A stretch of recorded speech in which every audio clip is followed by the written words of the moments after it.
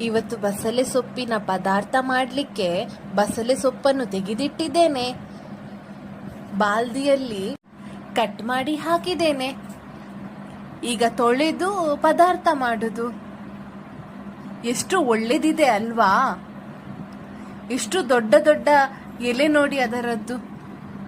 ಒಳ್ಳೆದಿದೆ, fresh fresh ಆಗಿ.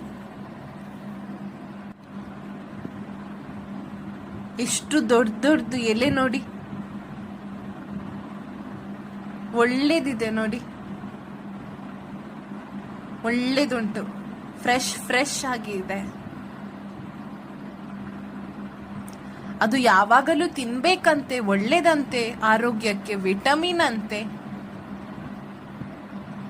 ನಾನಷ್ಟು ತಿನ್ನುವುದಿಲ್ಲ ಇದು ಬಸಳೆ.